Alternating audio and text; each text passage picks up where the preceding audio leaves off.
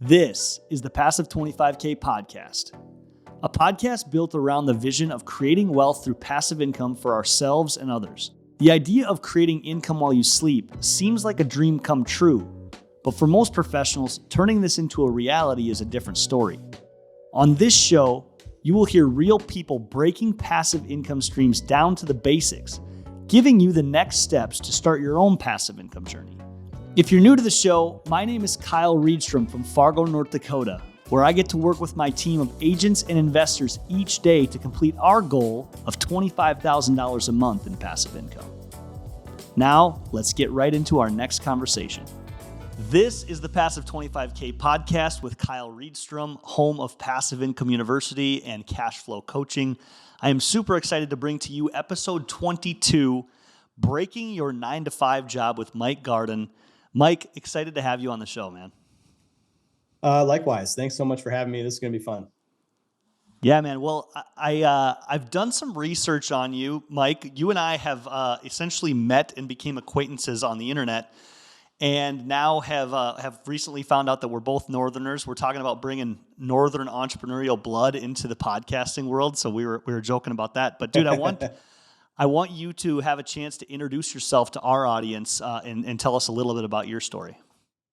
Sure. I'll try to do it as quickly and concisely as possible, but it is a winding story. I'm just one of those guys that, went to college and I just never had a calling. I never felt like I was drawn to do something, but I knew I was going to, figure it out and do a bunch of things along the way. And so part of that is frustrating, but part of it is liberating. So I've changed my career. I'm 41 years old, and I have changed my career and changed my career path about 6 different times. And through the process of doing that and kind of shedding your beliefs about yourself at the time and creating new, sort of mental habits about what you can do and what you can't do, there's just this idea that's come, around my psyche around breaking work. And so, fast forward to today. So I've been a financial futures trader. I've been an entrepreneur. I've been a corporate consultant, and I am an entrepreneur again, as you might say. So today, fast forwarding to today, I created my company, which is called Rejoin Media. It's a small conglomerate of web-based properties. The biggest one that I work on is careercloud.com. And I back in 2018, I got out of my 9-to-5 job in corporate consulting by essentially creating a portfolio of web-based businesses on the side, running it as a side hustle, worked it to where I could break those chains and do it full time. And I've also along the way just kind of fallen in love with this idea of career coaching. I hate to almost say coaching, but I love this idea of being able to take my experience and help people who are in a similar situation. They're sitting there and they're thinking about, this might not be the right fit. How do I manage change? How do I overcome uncertainty to take some steps in the right direction? And so as part of this Career Cloud platform, we have kind of general career-based content, but then I have a podcast, which I retitled The Break, and I write a weekly newsletter called The Break also. And it's all about managing uncertainty, figuring out how to essentially break your old career and start something new. Man, this is something that is refreshing to hear. I don't know if you get that feedback a lot when you explain your story or explain this concept or your content here. But I want to dive into, I'm going to call it that feeling, because I know I had it. I'm a former engineer. I got my education in engineering. I think I got it because someone told me I was good at math one time, and that was my reasoning for a long time to power through engineering school and into 2 years of engineering. And then I had that feeling like, I I'm not jiving with this. Like, I'm not passionate about this. This doesn't feel like my calling, to use your words, and I want to dive into that with you a little bit, Mike. Like, you definitely have had that feeling multiple times in your career. And Mhm. then I think some people ignore it. Some people push it down. Some people take action. I ended up taking action. I started getting very curious about other things, and it led me down the walk of real estate and different people that had entrepreneurial experiences. I want to dive into that. What do you know about that feeling, and where do people go when they have that feeling, if you will? Yeah, I mean, that's why it's called the break. Like the break is there's a lot of analogies and references you can use around that term, but what it really is that moment when you decide that you have to do something different. Hmm. And I think to me it comes in two different ways, I guess. One is you come to a realization and you break some mental barrier about yourself and your ability to do something different.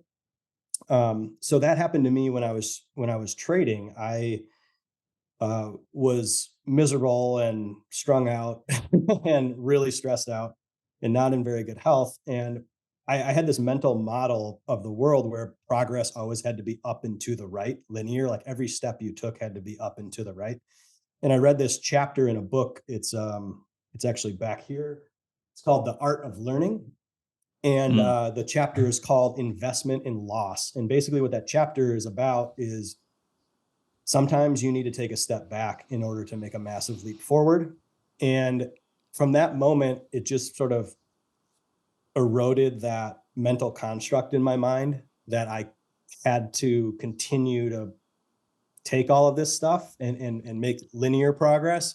And it gave me permission to say, actually, I can reevaluate this here and I can do something different. So I think there's that break, which is very positive.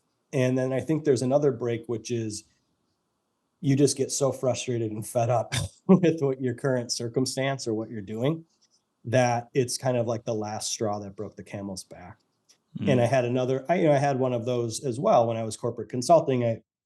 We were doing really cool, interesting customer discovery work, new product development type stuff. But then our projects would get ground to a halt because of a lot of bureaucracy and, who should own this and what department and all that kind of stuff. And it was just like my direct boss came to me and he said, Mike, like, I need you to fight some of these bureaucratic battles with me because like we pay you a lot of money. And it was like, that can't be my reason for staying here, Hmm. right? Like the money can't be there. There's golden handcuffs there, and just so much mentality built into that. And I was like, "F this!" Like I need a new Yeah. path, and that's when I really started methodically charting out and figuring out how to design my life so I don't need to put up with those types of things.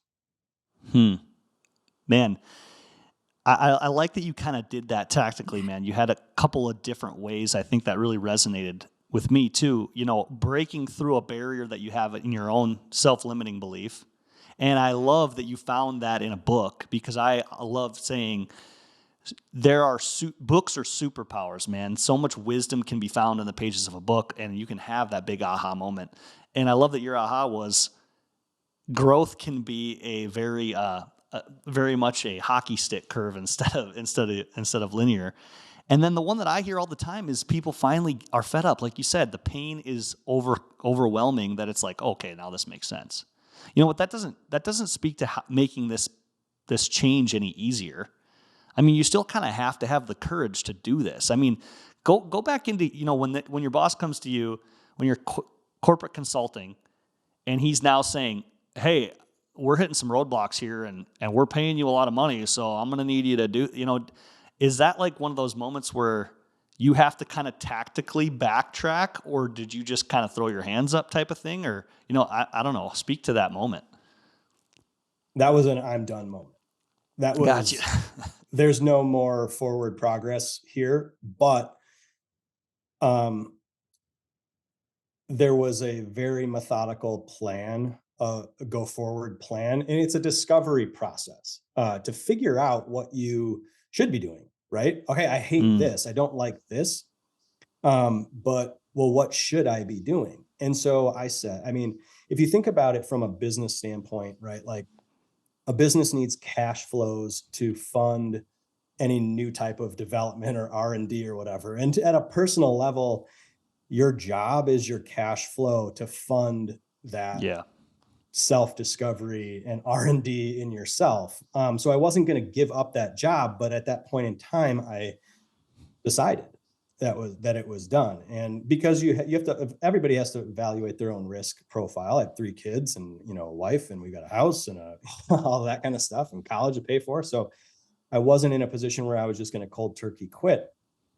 But I went through a process of figuring out what are the moves I need to make and what do I need to believe in order to think that I can, you know, chart a new path. And patience and having a runway is a major step. So I love your ethos, right? And the people that you're talking to. It's like people that have basically what I want out of everybody is to make moves before you get to that breaking point, right? Yes. Yeah. Because when you start the process actively of trying to figure out some other path, it does, from an investment standpoint, it does so much for you. Number one, you have diversification of income. Mm. Number two, you're using your cash flow to fund essentially your R&D process, your growth process, right? And at the end of the day, like, you may like your job and that's great, but the world changes. And just because Mm-hmm. they're loyal today does not mean they're going to be loyal tomorrow. And so that gives you an option to leave on your terms, Mm. or to do something different. So what I'm trying to do is have people think about this. It doesn't matter if you're an entrepreneur or not. You still need kind of a career resilience plan. Like, people talk about a plan B. And to me, it's not a plan B, because that implies there's one other path. To me, it's a resilience plan. So it's thinking about what are the types of things and actions I need to take to be set up for the future no matter what, and control more of those future decisions, and say, you know what, that's ultimately the freedom of saying, I don't have to be here anymore. Like, when you do that work, you can say, I don't have to be here anymore, like to your boss or Options. to Yeah. whoever. Yeah, it's about options. So I'm trying to get people to think about that much earlier in their career. Man, a lot came up for me in that little session there, because I heard you say, hey, we're talking about that feeling that people are having, like, I'm not having this. And then there's this aha, like, oh, I don't need to be here anymore. Or I don't want to. Like, I know that I can rest with that. I know that I don't want to be here. That doesn't mean I don't go to work tomorrow, possibly, you know, but because then, like you said, this discovery process that happens. And I, I had that myself too. I mean, there's a lot of empathy I have in this sense, because when I knew that I didn't want to be an engineer anymore, I had a lot, like a weight was off my shoulders. But then the work kind of began. I needed to start blowing wind on flames of passion in my life to see what I actually wanted to do, because my answer can't be nothing, you know. Right. And man, I think that I wrote down the quote, make moves before you break, you know, make moves before you're going to break your career. I think Yeah. that's a super tactical advice. So what's interesting, I mean, the uncertainty of as humans, we almost crave certainty to a fault, right? So we Mm. say, well, I'm just going to rationalize and I'm going to stay in this job, in this position, because I don't know how to do anything different, right? It's very uncertain. And if you start this process much earlier, you have some freedom, because you're like, the clock's not ticking. There's no pressure on you to do this. Mm. But the problem, like, discovery is a process. You can't think your way. If you don't know your passion in your heart right now, you can't think your way to that, and you can't read your way to that. You Mm. have to take action steps. You have to try things, and you have to have some failure. And so what I call that is creating your options portfolio. So Mm. you said I think what you said, blow winds on Blow wind on some flames of passion, you know, or pilot flames lights of of passion. passion. So if you think about, like, well, I like this and I like these 3 other things. So you have 4 potential passions, and you don't really actually know if those are passions or not, or if you really want to do those for the right reasons or not. But an options portfolio is, how do I get signal on all four of those at the same time? What are the micro steps I can take to figure that out and to learn more? And to do that in a portfolio where I'm doing that all at the same time. And then it becomes very easy to compare what's working and what's not, and to then start to bet bigger on the ones that are working and kind of shed the ones that are not. So again, I think about this in investing terms and how investors add to winners and cut losses and all of that kind of thing. But if you're trying to start this discovery process at the moment where you've completely had it, it puts pressure on you. Or if you try to start it at a time where you are involuntarily terminated, you're too late. Like, this is, you need to give yourself time and runway and take the pressure off, but still take steps through this discovery process. Yeah, I like the way we're attacking this, and it's my favorite side of the conversation. But then I think of the people that are sitting there saying, "But no, but this, but I have a family at home, but Yeah. they're creating all the hurdles. This is scary stuff. Like, this whole concept is terrifying. Like you said, you named it. People crave certainty. I think of income stability. There's a lot of people that haven't been learning for many, many years. They're outside, they're down this path so far. How could I ever try out something new? I've already formed these skills. I've almost successed my way into a hole. There's just so much risk with it. And I'm playing devil's advocate here on purpose because I want to speak to the people that are creating all of the hurdles to get past that. And I think you're a perfect person to maybe speak to some of that. Like, for all the list of excuses, how do we overcome those? Yeah, it's a problem, and I've been there. I've created those hurdles in my life too, and I've also overcome some of them, and I still have some to go. And I have a family, and I have a lot of those things. I think one of the most powerful questions you can ask around uh, creating these barriers, especially around risk, uncertainty, fear, is that true?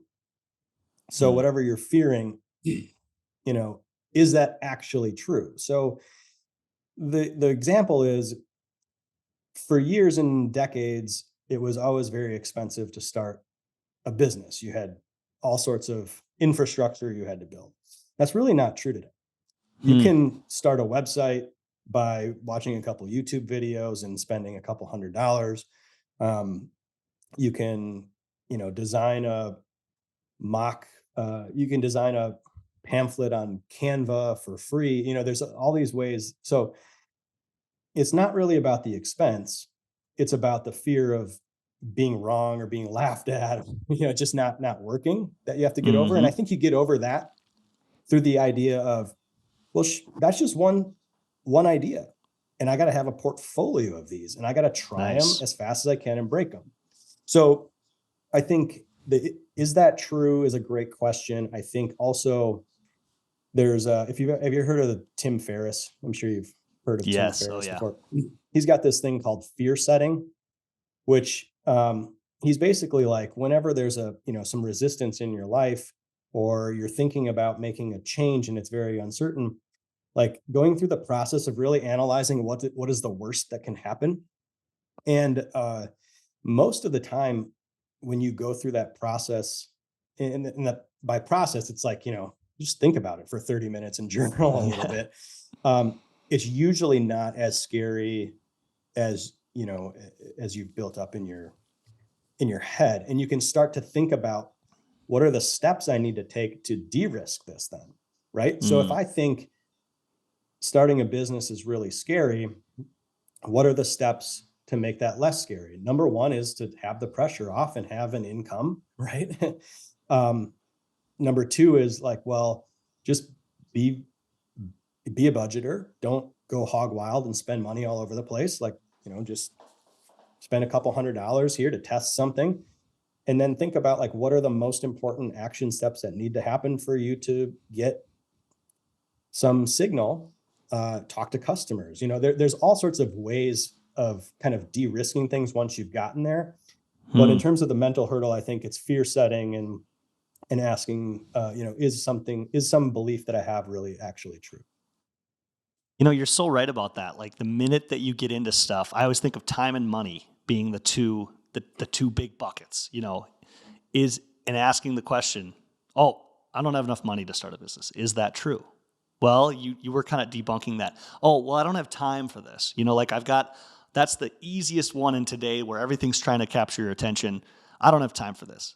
If you ask yourself that question, any of us ask ourselves that question, we can do a quick audit of our calendars and understand all of the gaps and understand too that once we start filling them with maybe passions from our options portfolio, it's the time that actually gives you energy back. I remember when I was when I was creating my options portfolio without knowing it during my engineering time, I was going to work from 7 a.m. to 4:30, and I'd drive straight to Barnes & Noble in Bismarck, North Dakota, and I started just picking books off the shelf. And I wasn't reading them because they were required reading. It was the first time in my life that I was picking up books that I was curious about, that had some relevancy to a topic that I was a little flame.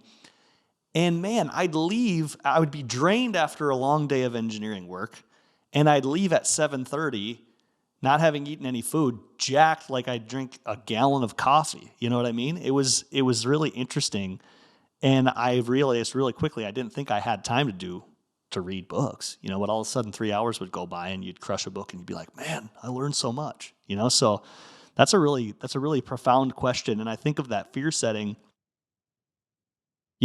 talking about, hey, making is the worst case scenario. And then kind of what's the lead domino? What's the process that it takes to do anything? Like for me, writing out like 1, 2, 3. Well, you don't want to focus on step number 5 when you have to really talk about tackling number 1 first, Yeah. So I'm glad you brought up energy, and that's something maybe to put like a pin in, and we can talk about it later or something. But also the sequencing of steps. I mean, just to try to put some concreteness to this, I said I'm not going to leave my job to just start a business, but what do I have to have, in place? And it was, okay, well, I need to have a portfolio of sites. I had some digital marketing experience, so I'm leaning on that, right? I'm not going to do something completely different and learn a new skill and try to build a business off of that, because that's a little bit risky. So what am I currently good at? Have a portfolio of sites, because I don't know which one's going to take off. Mm-hmm. And then to make the leap to full time, right? I either have to have my income equal, or I have to have some bridge. And for a lot of people, the easiest bridge is freelancing, because if you have a job, you're being paid for some skill that you have today. And if you go get one other client to pay you for that exact same skill, you are a freelancer.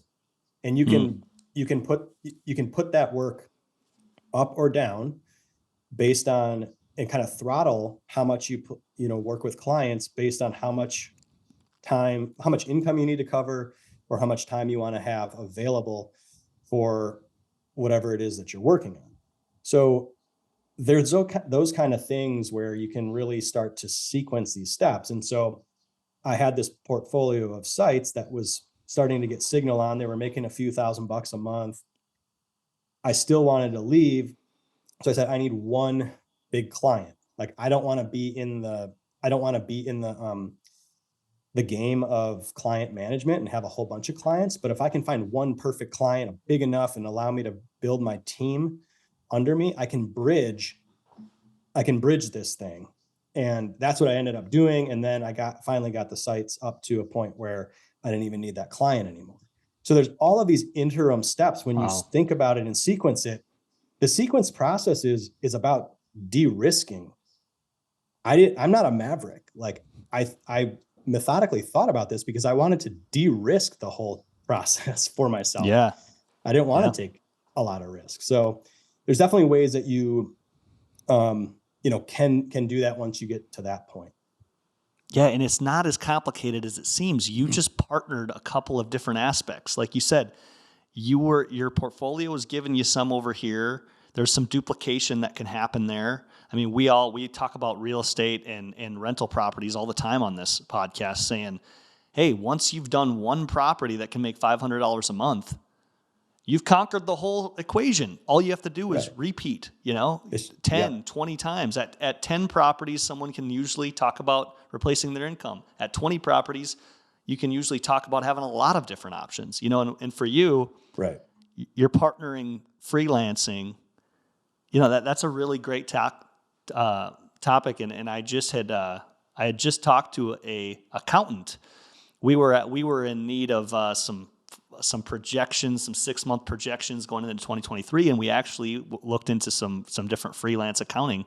And one of the questions we asked was saying, why are you considering freelancing?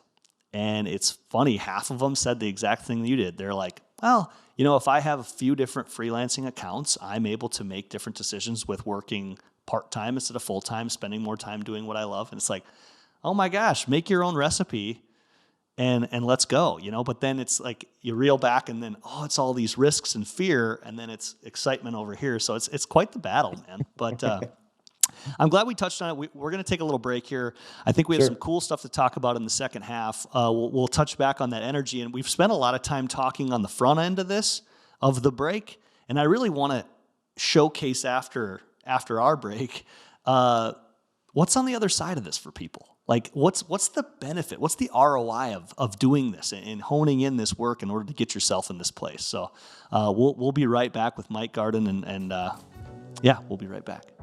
Hey, wanted to take a quick break from this week's episode.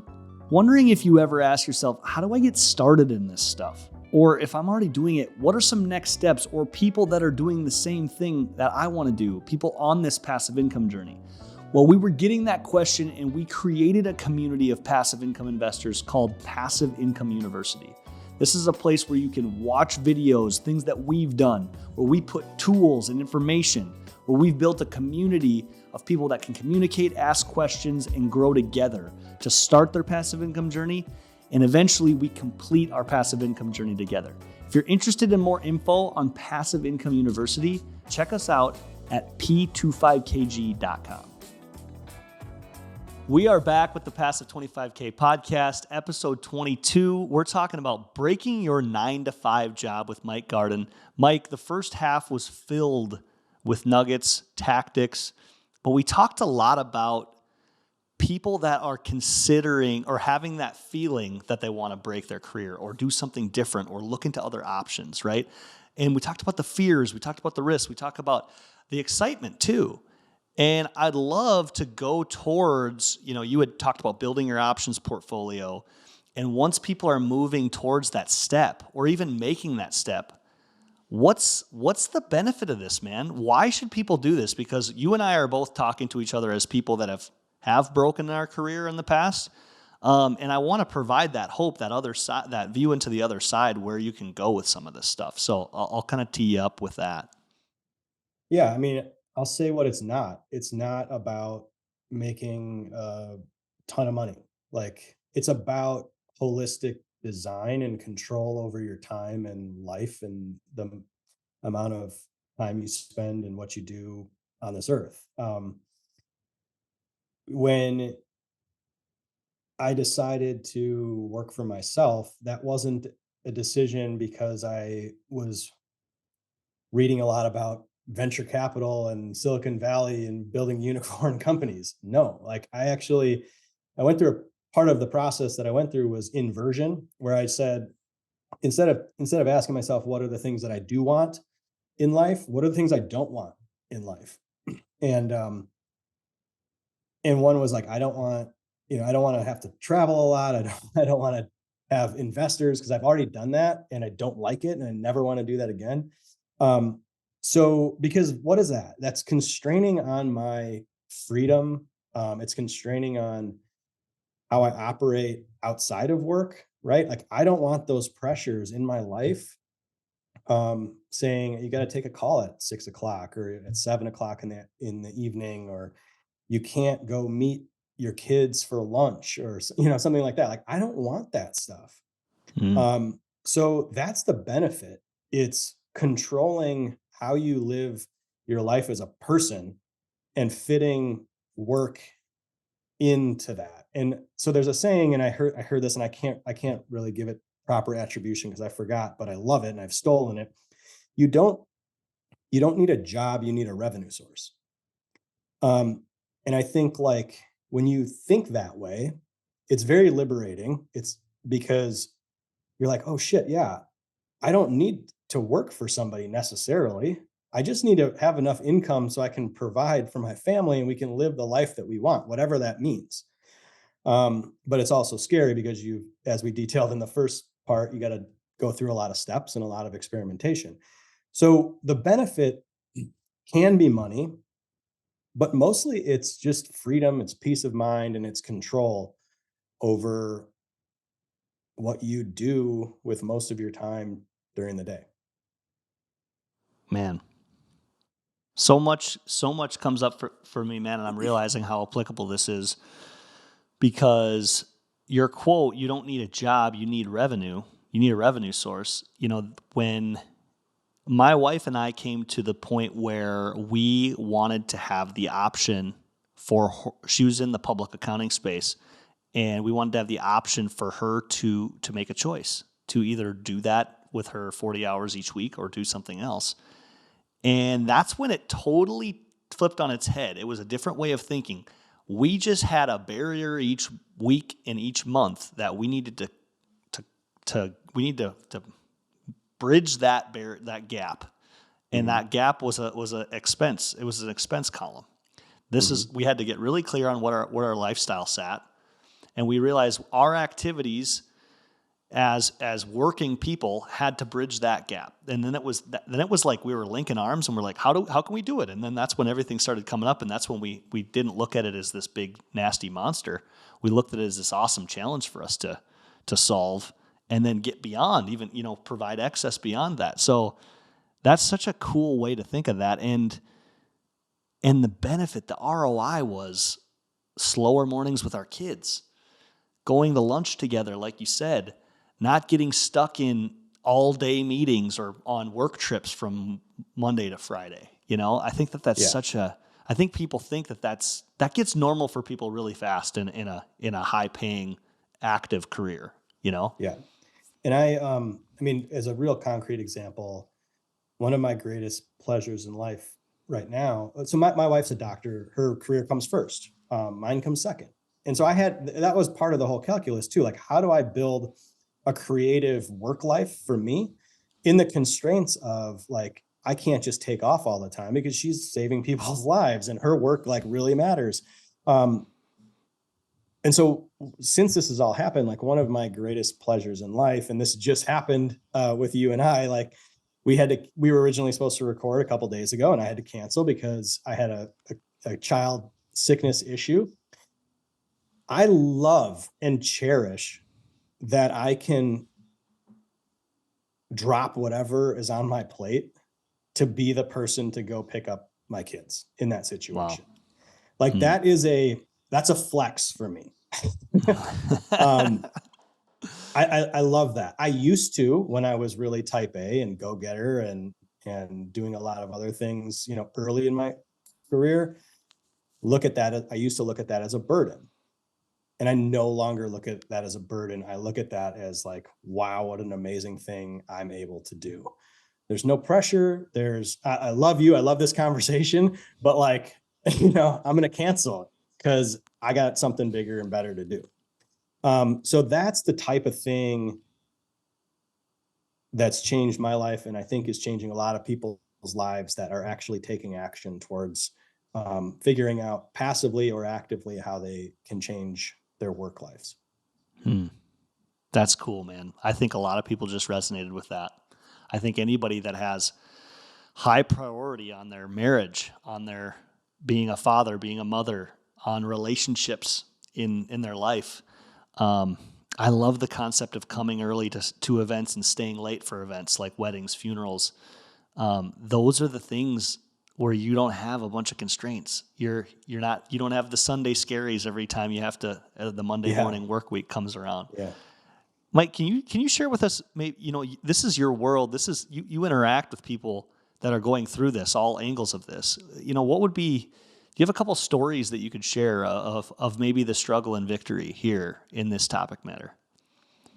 I mean, I like to stay around my experience because I don't like to project, for others, but like in terms of people that I've worked with and some of the people that I've coached a little bit along the way, common theme is people will come to me saying they want to do something different. And we do some digging and we find out it's not really their actual reason for wanting to change. As an example, I coached a young person who wanted to basically be a YouTuber because what do? We see, this person's in their 20s and has had a job before, but we see some people like really killing it on YouTube. And we went through some exercises, which I'm still wrapping around like my protocol around this, but I call it advantage mapping basically. And we went through this process, and what we actually figured out was his talents and his aptitudes and what made him happy were all around the idea of like community management, and particularly with a nonprofit bent to it. And so he went from, I want to be a YouTuber, to having really clear, like a lot of clarity around, I actually should be manifesting my talents in this other area because that's going to lead to happiness. And that's going to essentially bring out the best of me as I am today.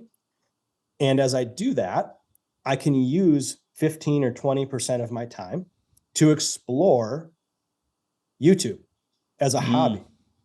But the idea of, so I think about it through a risk framework all the time. I think about career change through a risk framework. And I think you have to do that, and you have to allow yourself the time and grace to go through this exploration process, or you end up getting jaded and putting too much pressure on yourself and stopping. Like the best plan is one that you can stick to.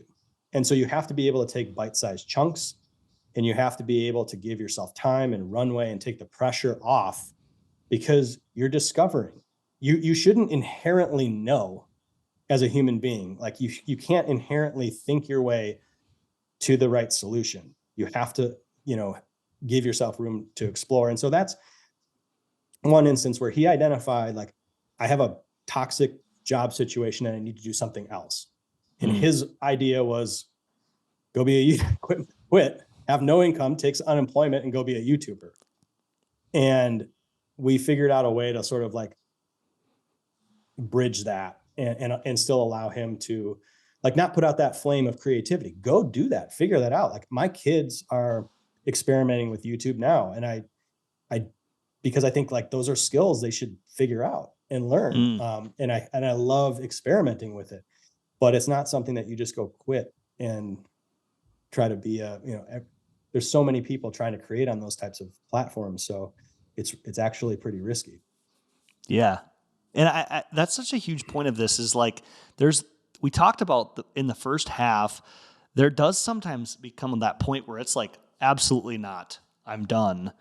And I think it's almost become more popular in the marketplace today to be able, there's so many options available that people can just get up and leave, but to understand how non-strategic that is for yourself, because that can send you into a place of greater distraction and greater pain. It doesn't have to, but I think that advice that you give is like, hey, okay, let's back up a bit. Let's clarify. I think that's really important, Mike. It's walking this fine line between too many options and too few options. The limiter on when you have too few options, it's mainly a mental limiter causing that.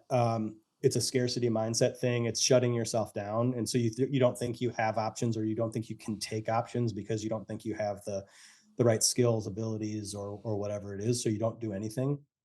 And having too many options is that fire hose where you realize, oh shit, I can do a whole lot of things. And then you have to manage sort of this, you have to have tools in the tool bank to manage the distraction in order to get to the thing that is high probability.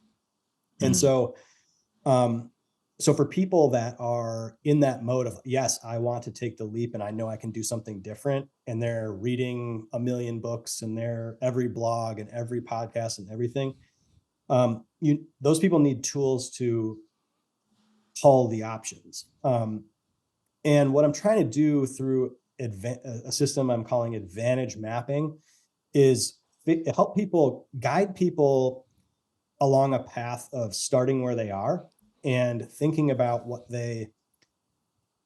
there's this, Warren Buffett has this concept called circle of competence. And he talks about it like, know what you know that you know.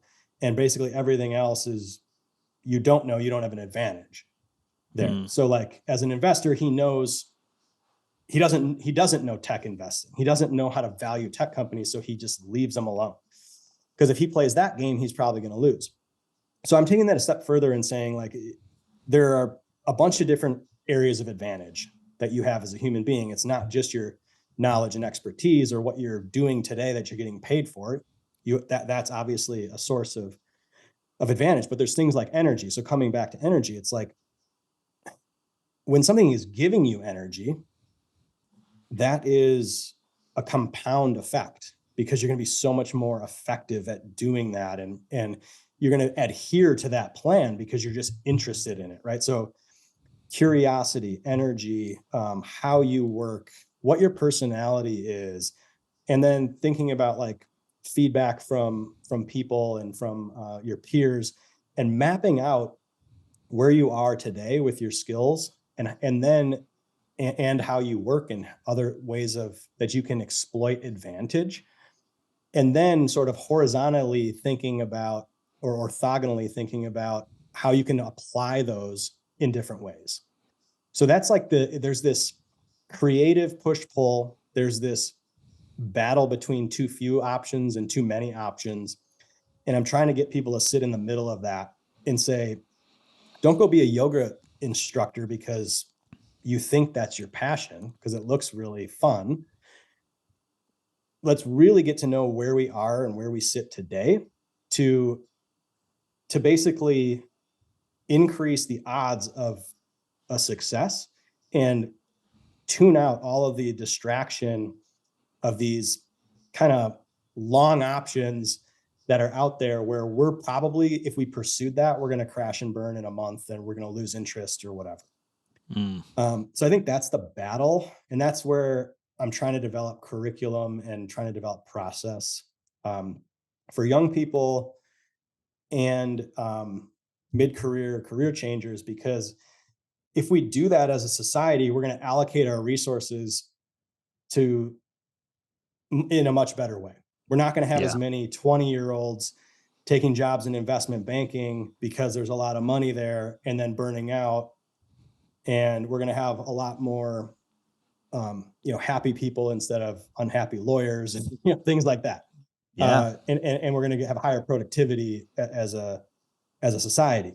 So those are the types of things I'm thinking about in terms of how to help people through this path, because it is messy.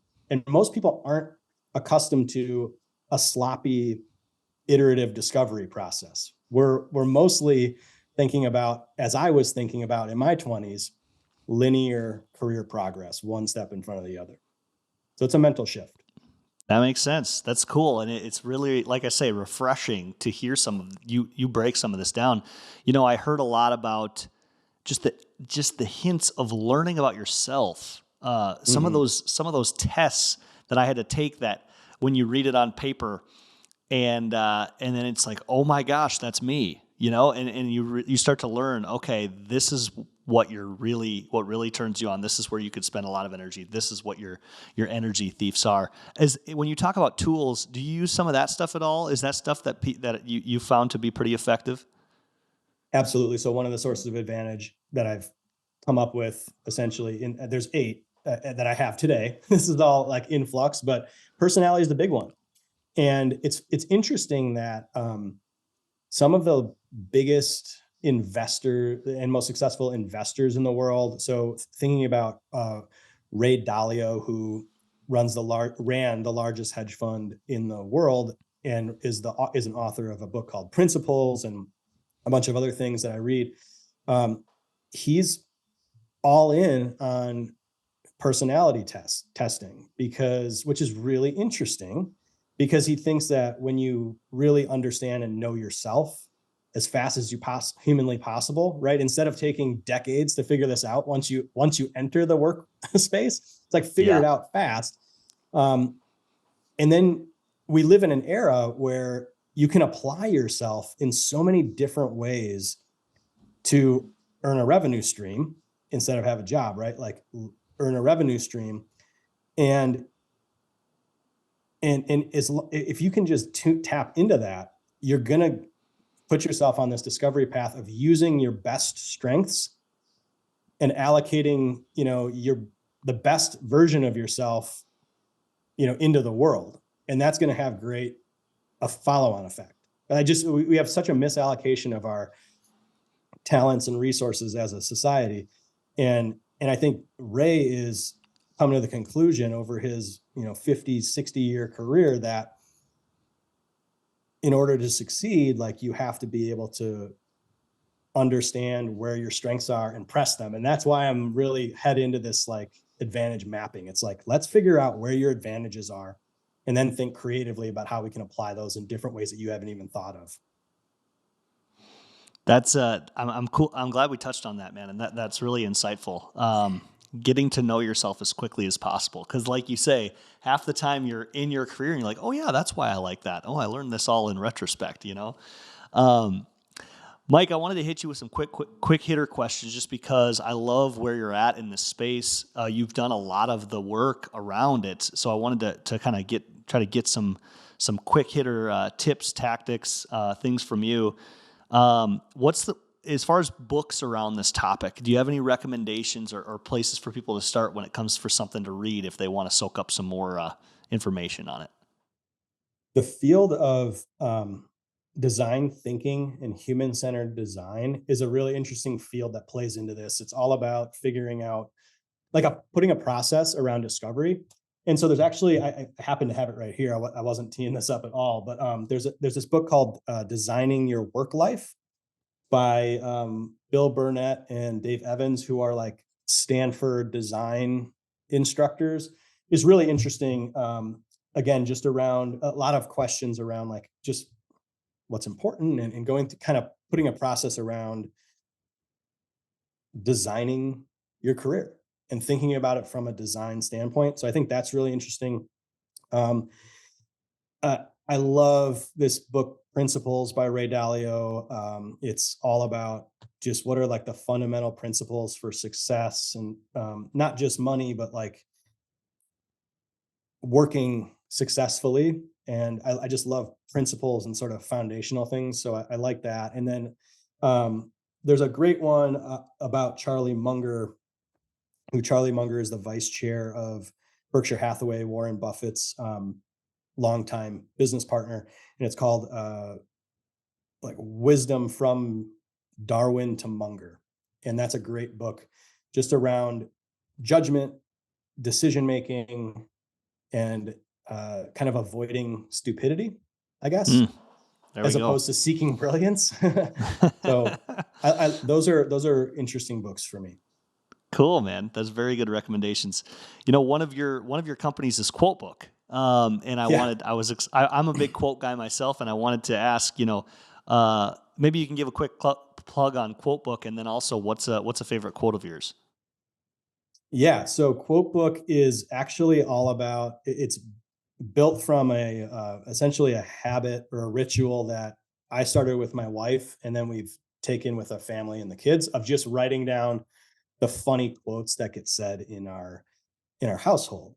And we made it into an actual product over COVID, partly to teach my kids about entrepreneurship, partly because I'm always going to be dabbling with a side hustle. It's just in Yeah. my, DNA. And I think I'll just always need that.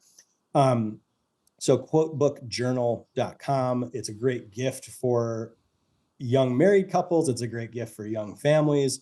But it's really just a way to sort of like tap into more fun and joy around the house. And it's not digital. It's you have to write it out. So my kids are off, iPads and screens when we're talking about it and thinking about it. And it's made our family more funnier, which Yeah. I just think is a skill you need to like get through the hardships of life. So, yeah, so we're on Etsy and all that kind of stuff. It's kind of my kids helped me design it and develop. It's actually right over my shoulder. There's one right there.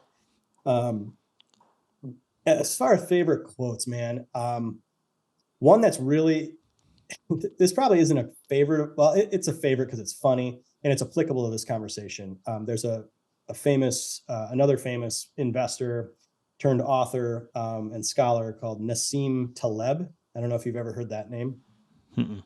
But his quote is, the three most addictive substances on earth are heroin, carbohydrates, and a monthly paycheck.